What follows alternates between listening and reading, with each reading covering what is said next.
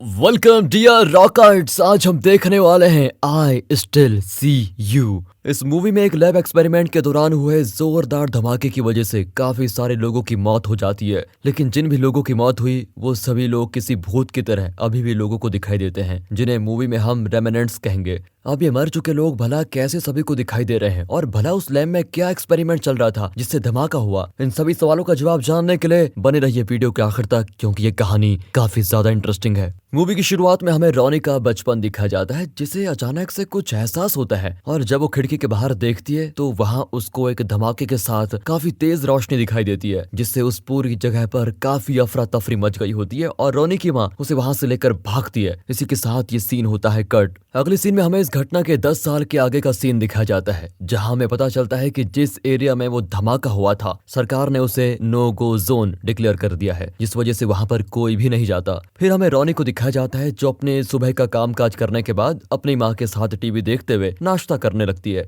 इसी दौरान टीवी में बताया जा रहा होता है कि शहर में कुछ नए रेमिनेंट्स देखने को मिले। इस पर रॉनी अपनी माँ से कहती है कि मेरे एक दोस्त ने भी बताया कि उसे भी कुछ नए रेमिनेंट्स दिखाई देने लगे हैं। उसकी माँ कहती है, क्या तुम रेमिनेंट्स के अलावा किसी और चीज पे बात नहीं कर सकती क्या? जिनकी इस बात से चिढ़कर रॉनी कहती है, अच्छा आप तो ऐसे रिएक्ट कर रही हैं जैसे कि आपको डैड का रेमिनेंट इस वक्त नजर नहीं आ रहा है। और यहाँ हमें रॉनी के पिता पेपर पढ़ते हुए दिखाई देते हैं, जो कि वहीं बैठे हुए हैं, पर अगले ही पल वो गायब। यहाँ हमें माँ बेटी की बहस के जरिए जानने को मिलता है कि रॉनी के पिता 10 साल पहले उसी धमाके में मारे गए थे, और जो हमने अभी देखा वो उनका रेमिनेंट था। अब ये रेमिनेंट क्या है, यह हमें आगे जानने को मिलेगा। अब माँ से लड़ने के बाद रॉनी अपने हाई स्कूल के लिए निकलती है, जहाँ हम रास्ते में और भी कई सारे लोगों के रेमिनेंट्स को देखते हैं। ये वैसे सभी लोगों के लिए आम बात होती है, वो कभी दिखते हैं तो कभी गायब हो जाते हैं। फिलहाल क्लास में जब प्रोफेसर बाइटनर रेमिनेंट्स के बारे में बता रहे होते हैं, तो यहाँ हमें उनके जरिए पता चलता है कि 10 साल पहले जब उस लैब के धमाके से कई लोग मारे गए, तो ये सब इतना जल्दी हुआ कि मरने वालों की इको पीछे ही छूट गई, जैसे कि जापान में वर्ल्ड वॉर के दौरान हुआ था। बॉम्ब धमाके से लोगों के मरने के बाद भी उनकी परछाई दिखाई दे रही थी। बस ये इको भी उसी तरह है, जो कि रेमिनेंट्स के रूप में सभी को दिखाई देते हैं। ये रेमिनेंट्स कुछ मिनटों से लेकर कुछ घंटों तक दिखाई देते हैं, जो कि एक जैसी एक्टिविटी दोहराते रहते हैं, और साइंटिस्ट का मानना है ये धीरे धीरे पूरी तरह गायब हो जाएंगे। बाकी ये रेमिनेंट्स ना तो किसी से कुछ बोल सकते हैं और ना ही इनके रहने से किसी को कोई फर्क पड़ेगा। यहाँ रोनी बाइटनर से पूछती है कि अगर ये वही लोग हैं जो उस वक्त मारे गए थे, तो टीवी और बाकी लोगों के मुताबिक इनकी संख्या बढ़ती क्यों जा रही है? साथ ही हमें पुराने वक्त के लोग क्यों दिख रहे हैं? तभी एक तरफ इशारा करके वो वहीं बैठी एक रेमिनेंट को देखकर बोलती है कि जैसे ये इसके कपड़े करीब 50 साल पुराने लग रहे हैं। आखिर यह हमें दिखाई क्यों दे रही है? बाइटनर उसकी बात का कुछ जवाब देते उससे पहले पीरियड ओवर हो जाता है और सभी उठकर चले जाते हैं। इसके बाद हम रॉनी को बाथरूम में देखते हैं, तभी वहां पर एक ब्रेन नाम का रेमिनेंट आता है, जिसको देखकर रॉनी डर के मारे वहीं गिर पड़ती है, क्योंकि आज तक उसने यहाँ कोई रेमिनेंट नहीं देखा, क्योंकि रेमिनेंट एक ही जगह पर दिखते हैं। साथ ही हैरत वाली बात तो यह है कि ब्रेन शीशे में कुछ लिख कर गायब हो जाता है, और जब रॉनी देखती है कि वहाँ रन लिखा हुआ है, ये देखकर रॉनी को लगता है कि ब्रेन उसे मारना चाहता है, इसलिए वो मदद के लिए बाइटनर के घर जाती है, जहाँ बाइटनर की बेटी एवा उसे देखने के बाद बिना कुछ बोले चली जाती है। और फिर बाइटनर जब रॉनी की बात सुनता है तो वो कहता है कि ये नामुमकिन है, रेमिनेंट्स ऐसा अक्सर नहीं करते, और शायद तुमने जो देखा वो तुम्हारा भ्रम होगा, इसलिए चिल करो। रॉनी समझ चुकी है कि उसे बाइटनर से कोई मदद नहीं मिलेगी, इसलिए वो अपने क्लासमेट्स क्रिक की मदद लेने का फैसला करती है, क्योंकि क्रिक इन रेमिनेंट्स पर रिसर्च कर रहा है, पर किसी कारण की वजह से उसे स्कूल से निकाल दिया गया था और सभी उसे बड़ा अजीब मानते हैं। इसलिए रॉनी पहले उसका पीछा करने का डिसाइड करती है, जिसे क्रिक पकड़ लेता है। यहाँ क्रिक के पूछने पर रॉनी उसे सब कुछ बताती है कि मुझे ब्रेन के बारे में जानना है, लेकिन क्रिक उसकी मदद करने से इनकार कर देता है। रॉनी उसे लालच देती है कि बदले में मैं तुम्हारा प्रोजेक्ट कंप्लीट करवा दूंगी। दरअसल क्लास में लोगों को 2 ग्रुप्स में एक प्रोजेक्ट कंप्लीट करने के लिए कहा गया होता है, मगर किसी ने भी क्रिक के साथ ग्रुप नहीं बनाया है, इसलिए रॉनी उसके साथ ग्रुप बनाने को तैयार हो जाती है, जिस कारण क्रिक भी उसकी मदद करने को तैयार होता है। वैसे दोस्तों एक बात बताइए, क्या आपने कॉलेज या स्कूल के दिनों में कोई प्रोजेक्ट बनाया है, और खासकर घर में झूठ बोलकर कि मम्मी मैं आज प्रोजेक्ट बनाने जा रही हूँ, क्या मैं जा सकती हूँ? ऐसा आपने जरूर किया होगा, क्योंकि हर कोई करता है। अगर किया है तो कमेंट्स में जरूर बताएगा, क्योंकि मजा आता है कमेंट्स पढ़कर। चलिए कहानी में आगे बढ़ते हैं। क्रिक रॉनी की प्रॉब्लम जानने के बाद उससे पूछता है, तुम्हें कैसे पता कि उस रेमिनेंट रेमिनेंट का नाम ब्रेन है। इस पर रॉनी जवाब देती है कि पता नहीं, उसे देखते मेरे दिमाग में यही नाम आया, हो सकता है उसका कुछ और नाम हो। फिलहाल इस बात को नजरअंदाज करते हुए क्रिक रॉनी से शेयर करता है कि वो रेमिनेंट्स की ये खोज सिर्फ इसीलिए कर रहा है क्योंकि उसने आज तक अपने पिता के रेमिनेंट को कभी नहीं देखा। उनके अलावा क्रिक का कोई नहीं था और वो आज भी उन्हें मिस करता है। बाकी क्रिक की तरह रॉनी भी अपने पिता की मौत से बहुत दुखी है क्योंकि वो खुद को ही उनकी मौत का जिम्मेदार मानती है। दरअसल जब लैब में धमाका हुआ तो उसके 40 मील के रेडियस के अंदर के सारे लोग मारे गए और उसके पिता अक्सर अपने ऑफिस ट्रेन से जाते थे जो कि धमाके वाली जगह से दूर था। और उस दिन रॉनी के बचपने के कारण उन्हें लेट हो गई और उनको कार से जाना पड़ा, जिस वजह से वो धमाके की चपेट में आ गए और उनकी मौत हो गई। क्रिक रॉनी से कहता है तुम चिंता न करो, तुम इस मुसीबत से जल्दी बाहर निकल जाओगी। अब ब्रेन के बारे में पता करने के लिए उन्हें ब्रेन की तस्वीर लेनी होगी। फिर क्रिक और रॉनी वहीं बाथरूम में उसका इंतजार करते हैं और ठीक समय पर वहाँ ब्रेन आ जाता है, जिसे देखते ही क्रिक उसकी फोटो लेता है और फोटो लेते ही न जाने ब्रेन को क्या हो जाता है। उसका चेहरा बदलकर दरवाजा हो जाता है और वो रॉनी के ऊपर अचानक से अटैक करता है, मगर उसी वक्त वो गायब हो जाता है। अब उसकी फोटो के जरिए क्रिक और रॉनी को पता चलता है कि ब्रेन के ऊपर मैरी नाम की लड़की को मारने का इल्जाम है। इसलिए दोनों पूछताछ करने के लिए मैरी की माँ के पास जाते हैं, जो इन्हें बताती है कि मैरी शायद ब्रेन को जानती थी क्योंकि उनका उस दिन झगड़ा हुआ था, जिसके बाद ब्रेन ने उसे मना लिया और फिर एक जगह ले जाकर उसका खून करने के बाद उसकी लाश को झील में फेंक दिया। रॉनी अब और भी ज्यादा डरने लगती है क्योंकि उसे पता लगता है कि उसका और मैरी का बर्थडे एक ही दिन यानी कि 29 फरवरी को पड़ता है, तो शायद ब्रेन उसी बर्थडे वाली लड़की को मारने वाला सीरियल किलर है। इधर क्रिक के बारे में मैरी की माँ प्रिंसिपल को बता देती है कि वो ब्रेन के बारे में इन्वेस्टिगेशन करने में लगा हुआ है।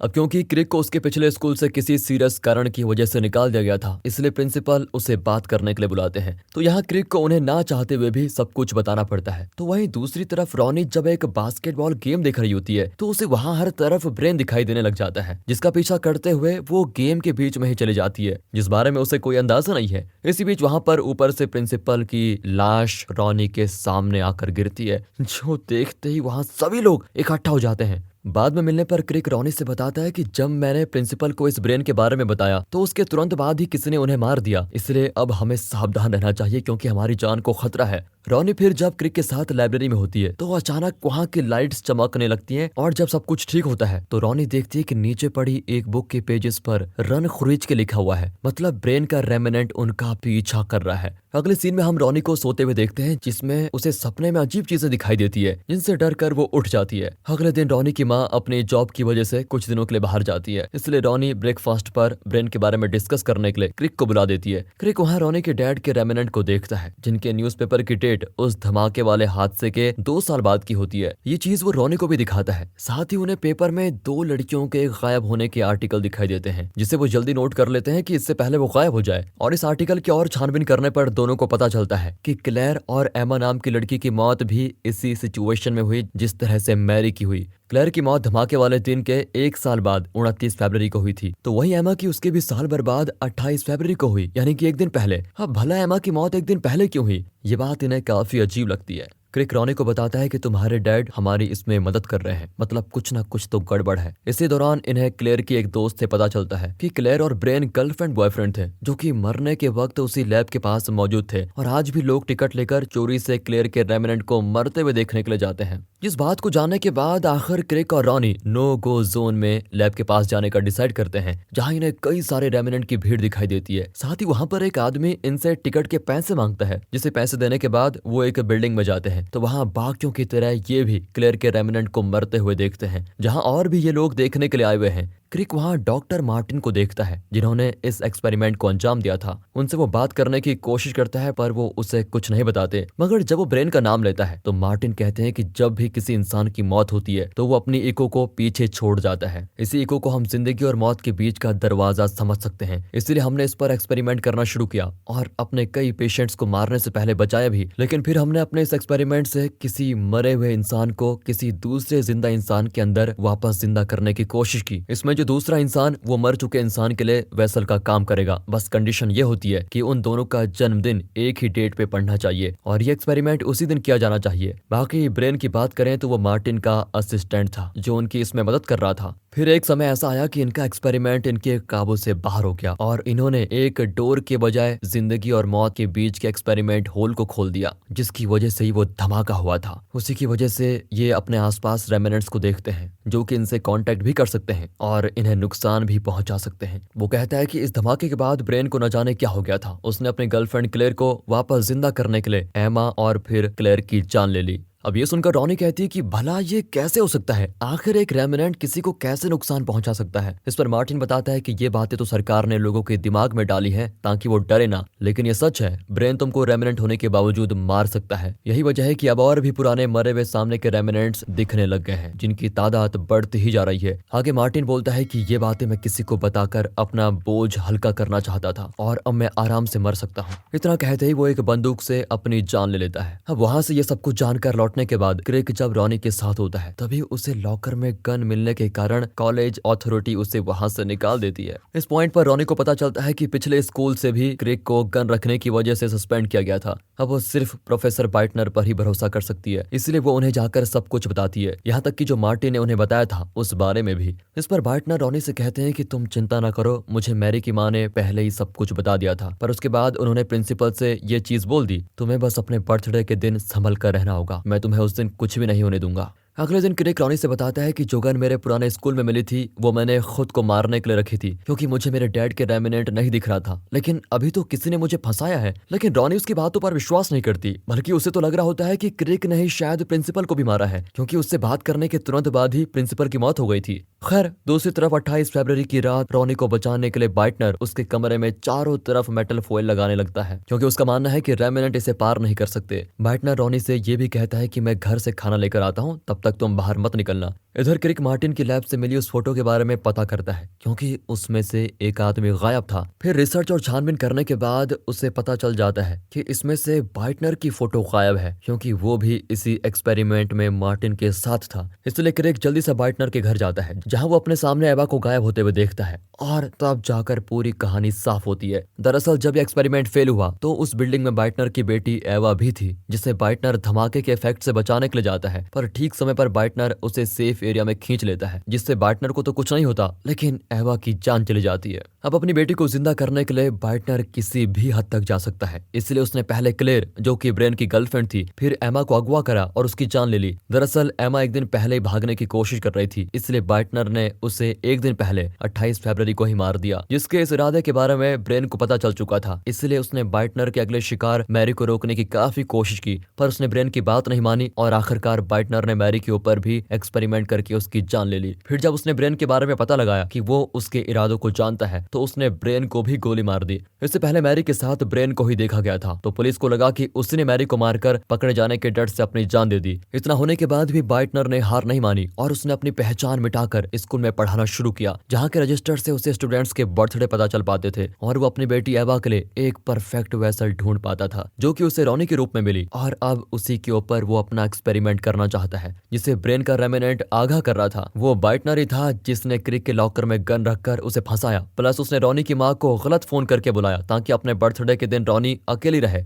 यहाँ हम जान पाते हैं कि एवा ने रॉनी से क्यों बात नहीं की थी, क्योंकि वो रेमिनेंट थी। इसके बाद अपने घर के बाहर बाइटनर क्रिक को देखकर उसे वहीं जिंदा गाड़ देता है। फिर वो खाना लेकर वापस रॉनी के पास पहुंचता है। इसी दौरान एक मेटल फॉइल रॉनी के नाखून पर लग जाती है, जिस मेटल के बारे में वो जब बाइटनर से पूछती है तो रॉनी को याद आता है कि मैरी के भी नाखून में इसी तरह का मेटल मिला था। ये जानकर वो बहाना बनाकर यहाँ से निकलने की कोशिश करती है, पर बाइटनर भी समझ चुका है कि उसे शक हो गया है, इसलिए वो उसे जबरदस्ती रोकने की कोशिश करता है, लेकिन किसी तरह से रॉनी बाहर भागने में कामयाब हो ही जाती है। लेकिन बाइटनर उसे पकड़ लेता है। असल में ये लोग एक जमी हुई झील के ऊपर खड़े हैं, तो बर्फ को रॉनी तोड़ देती है और इससे वो और बाइटनर डूबने लगते हैं। यहाँ ब्रेन का रेमिनेंट रॉनी को सहारा देता है और मैरी का रेमिनेंट बाइटनर को पानी के अंदर खींच लेता है, जिससे उसकी मौत हो जाती है। इसी दौरान रॉनी को अपने पिता भी दिखाई देते हैं, जो कि उससे इशारों में कहते हैं कि तुम मेरी मौत के लिए खुद को दोष मत दो, उसमें तुम कुछ नहीं कर सकती थी। इतना कहने के बाद वो गायब हो जाते हैं और इसी दौरान वहां पर क्रिक आता है, जो रॉनी को पानी से बाहर निकालता है। वो कहता है कि मुझे मेरे डैड के रेमिनेंट ने बचाया, उन्होंने खोद खोद कर मुझे बाहर निकाला।